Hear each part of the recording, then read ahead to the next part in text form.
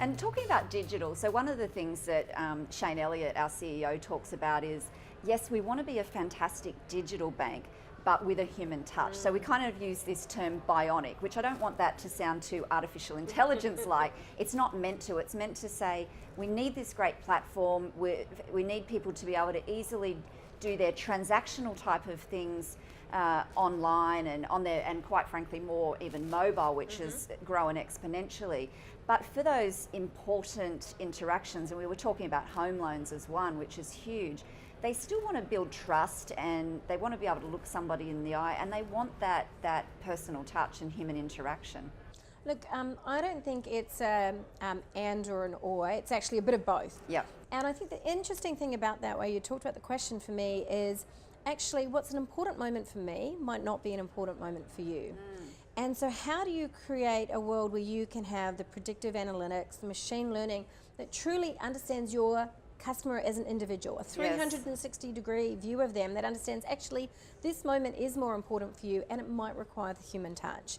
Yeah, because I think typically in banking we think very, and I think you were saying the same for Microsoft in other conversations we've had, we have these product lines and everything's budgeted that way, but also we have these channel lines, and a customer just doesn't think that way. So how do we put, as you say, them in the center, and then there's this 360 around them where the products are really just responses or solutions to their needs, the channels that they come in and out of, whether they make a phone call, they pop into a branch, they jump online, they need to be able to cross through those seamlessly, and we need to see them that way. Yeah. Look, I 100% agree, and I think that's where we've got to get to a place where data can play a big role in that. Yeah. And so I say internally, data's the new oil. We've got to mine it for insight, and it's one of the most valuable things we have.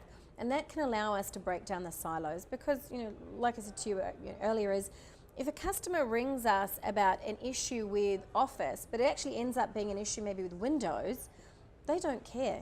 It's a Microsoft view for them. And so we need to make sure that as they come into us, it's as friction-free as possible, regardless of who's paying for what or who's budgeting for what. Now, we're not perfect. We've got a long way to go in this regard.